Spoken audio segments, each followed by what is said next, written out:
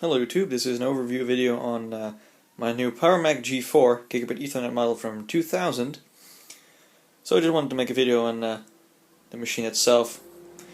A full review is going to be made shortly, but first I just want to get everything up and running and get used to the system itself.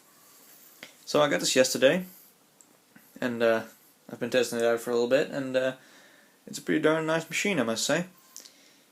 So let's just take a look at the system itself first, shall we? This is the front. It has a nice bluish, it's a bit, blue grayish. I believe they call this graphite. It's quite nice. It's quite immaculate here in the front. No real scratching here. Here, this is the button for the DVD drive, because this is the system, or this is the version that has the DVD drive. This is the front speaker, power button, reset, and another freaking button. I don't know what it is. On the left side there is nothing. On the right side we have the latch and of course the Apple logo. And this thing is so darn shiny you can see my shoes. Hello. So let's just open the darn thing up, shall we? This is the inside. This is the logic board. Here we have 4 RAM slots. They're all PC 133 memory. 3 sticks. These here are 128 megs, and this stick here is 256 megs. This is the heatsink harnessing the dual processor PowerPC G4 450. So 450 MHz dual processor G4 system. Very neat. And it has the ATI Ridge Pro ATI Ridge 128 Pro, I must say, for a graphics card, which has an Apple display connector and a VGA. And here we have a USB 2.0 card that I added, which has 5 ports, 4 external ones and 1 internal one. The internal one is taken up by this little nano USB 2.0 Wi-Fi card, which has macOS 10 support. It has the Realtek RTL 8188 CUS chipset, which is supported by macOS as long as you have the appropriate software and driver. I installed it and it's working flawlessly. I can't show it because I don't have a freaking keyboard with USB here. That's my bad. I will cover that in a review. And here we have the discs. This is the original. There we go. This is the original Quantum Fireball LP. It's a 30 gig drive, and this is a max for 80 gig I added. This Fireball will be leaving the system soon, because I have another drive over here. This is a good old Maxtor 30 gig. This will replace the Fireball, because this thing is a heck of a lot more reliable than the Fireball is. And a lot quieter too, because this thing is noisy, which you will hear when I boot it up later. So I've plugged it up with the ID connectors and whatnot. It has some difficulty detecting the drives because I'm using an unorthodox method to hook them up. Because they're next to each other, you can't really use just one ID cable without, plugging them in. Very interestingly, I'll have to switch the drives to cable select in order to get that to work, but I was too lazy. I just wanted to test it out to see if it worked. So, enough about the inside of the system. Let's cover the back side now. Giggity. Not really, but, you get my drift. Let's see. We got the power supply. It's an Egbel 127 watt or 126 watt power supply. 2 FireWire ports up here. Gigabit Ethernet here. 2 USB 1.1 ports over here. Microphone line in. Modem.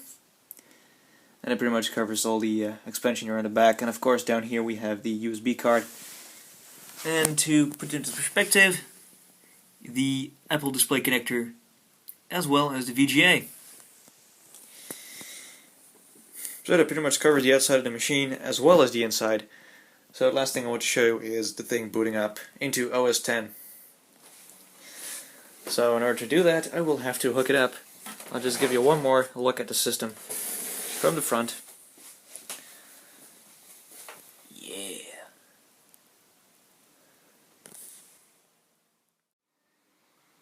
Okay folks, we're ready for a smoke test. There we go.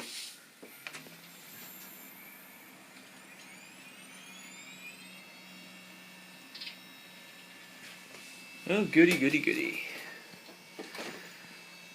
Let's see what happens on the screen.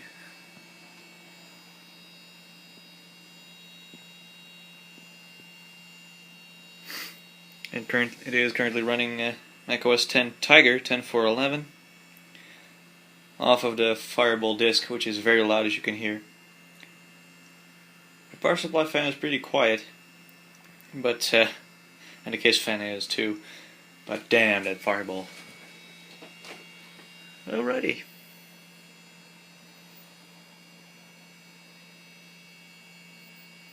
Let's just wait for the OS to load.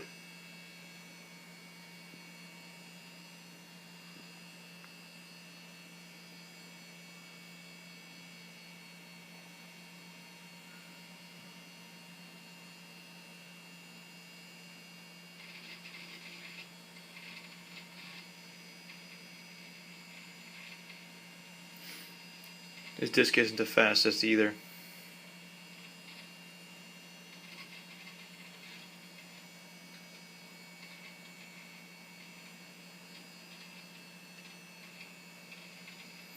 Okay, and we're booted.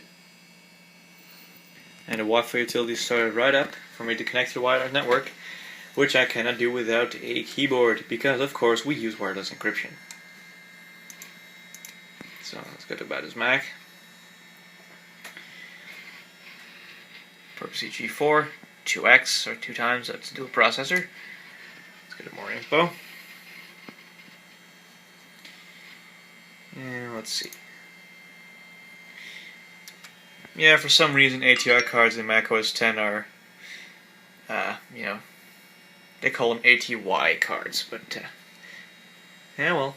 And let's see, a PCR card here with USBs. That's going to be shown on the screen. The screen is pretty blurry, so it's not just the camera. Okay. Don't have much installed on this thing. I have Office X on here. I'll show that.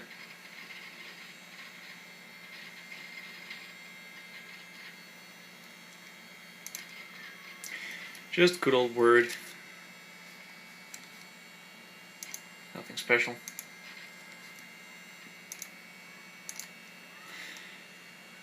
And well, that's pretty much it. Now I'm gonna turn it off. I need to restore some stuff. So yeah, that pretty much covers the short overview of my new PowerMac G4 Gigabit Ethernet model from 2000. I hope you enjoyed this video, and I thank you for watching.